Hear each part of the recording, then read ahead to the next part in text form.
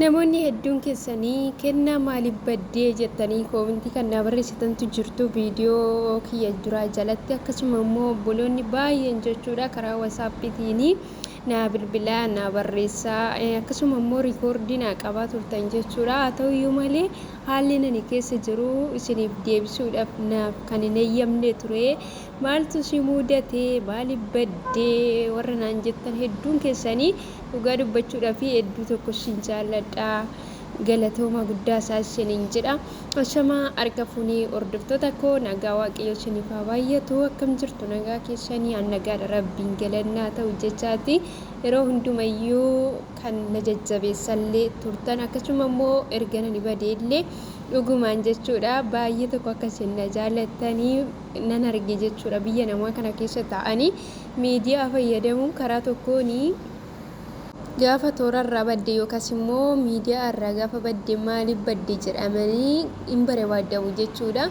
Dhugaa dubbachuudhaaf otoo miidiyaa fayyadamtu ta'e namooti hin beeku jechuudha. Yoo maatirra immoo kan dafee wal qaqqabuu danda'u nu ijoollota miidiyaa kanarra jiru kan waliin ooludha jechuudha. Maatiin gaafuma barbaanne yoo dubbisne yoo hojiidhuma bada waan akkasiidhu malee rakkinatullee irra ga'ee jedhanii rakkina keenya dafanii kan nu dhaga'an miti.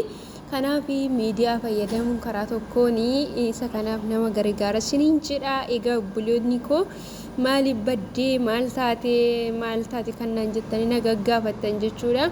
Yoo naa mijatee viidiyoo lammataa qabadheetiin isiniif dhiyaadha jechuudha. Maaliif haalli koo naa mijatee hin jiru waan ta'eef sababa sanaan miseejii keessanillee isiniif hin deebifne kan naa bilbilaa turtanillee isiniif hin deebifne jechuudha. Maaliif namatti tolee ta'ii nama barbaadu jalaan callisan garuu yeroo tokko akka nuti itti yaadnu fi akka nuti itti jiraannu gargari jechuudha. Iddoo waaqayyo uuman keenya nuuf jaalatee fi akka inni itti nu oolche akka inni nu bulche akka sanatti jechuudha jireenyi keenya kan jiraatamu karoora nuti karoorsine dhiisee waan biraati jechuudha kan nurra ga'u.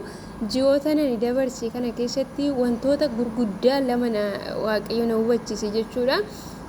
Inni tokko mana mijataa keessa taa'anii wanni hundumaaniyyuu siif guute garuu bakka nagaan hin jirre bakka irribni hin jirre isa kanadha jechuudha. Namni jireenya isaa keessatti waan gaggaarii iddoo gurguddaa mana bareedaa iddoo irribaa gaarii waan gaariidha jechuudha kan inni hawwu. Iddoo sanallee na argisiise garuu nagaan iddoo hin jirre boqonnaan iddoo hin jirre jaalalli tokkummaan iddoo hin jirre jechuudha. Waaqayyo iddoo sana na geesse kan na hubachiise.